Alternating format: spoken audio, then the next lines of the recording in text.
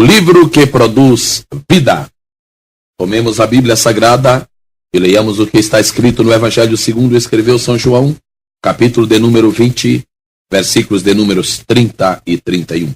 Assim diz a palavra de Deus.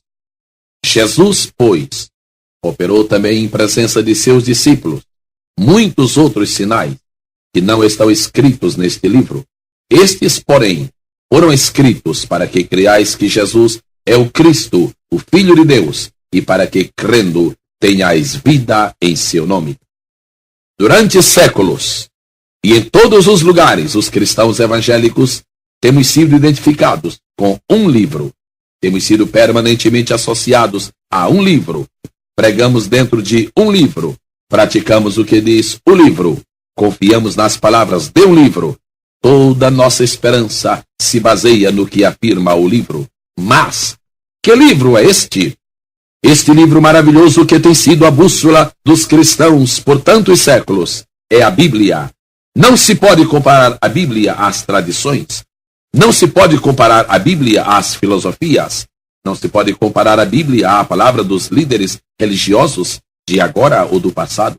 A Bíblia tem vários segredos que a envolvem e a acompanham.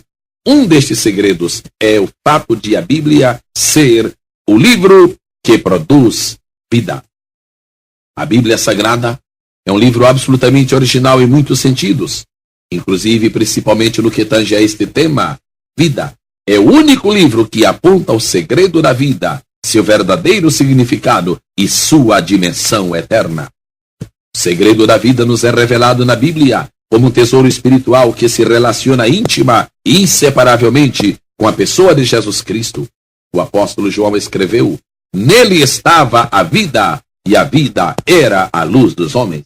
São João capítulo 1, versículo 4. O nascimento de Jesus em Belém de Judá era apenas uma fase transitória e limitada de sua vida eterna, porquanto ele é o verdadeiro Deus e a vida eterna. 1 de João capítulo 5, versículo 20. E sua passagem por este mundo, como pessoa humana, foi apenas um processo de que se serviu o nosso Deus para prover o mundo perdido sua redenção absoluta. 1 Timóteo capítulo 3, versículo 16. Em primeiro lugar, Cristo é a água da vida. João 4 e 14. Ao contrário da água que se toma para a sobrevivência do corpo, Cristo se apresenta aos homens como a fonte inesgotável da água espiritual e redentiva. Quem dela beber jamais terá sede, disse Jesus à samaritana. A Bíblia produz vida desde o momento em que o homem se apropria das palavras de Cristo que nela estão contidas, na condição básica de água da vida. Em segundo lugar, Cristo é o pão da vida. São João capítulo 6, versículo 48. Pão é o alimento básico da raça humana. É uma palavra que descreve todas as formas elementares, secundárias ou sofisticadas de alimento. Como pão da vida, Jesus se apresenta ao mundo como a esperança última da humanidade.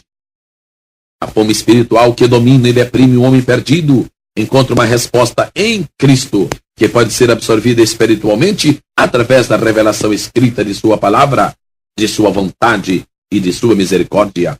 E esta revelação é a Bíblia. Em terceiro lugar, Cristo é o dom da vida. Romanos capítulo 6, versículo 23.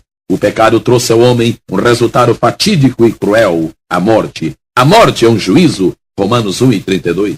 É uma expressão da ira divina. Salmo 90, verso 7 e verso 11. É uma condenação. Romanos 5 e 16. E também é uma maldição. Gálatas 3 e 13. A única resposta à morte é a vida. E Cristo é o dom gratuito de Deus para os homens, que se manifesta como uma fonte de vida espiritual, abundante e duradoura. A Bíblia produz vida à medida que os homens aceitam o plano salvador de Deus em Jesus Cristo, pois quem nele crê passou da morte para a vida. São João capítulo 5, versículo 24. Ainda podemos ver como quarto ponto que Cristo é a árvore da vida. Apocalipse capítulo 2, versículo 7. Assim como a árvore da vida estava plantada no meio do jardim do Éden, de igual modo, Jesus está no meio de sua querida igreja. Mateus capítulo 16, versículo 18. Ele é, portanto, uma árvore de vida, uma árvore espiritual, que produz frutos permanentemente e são frutos de vida para a vida eterna.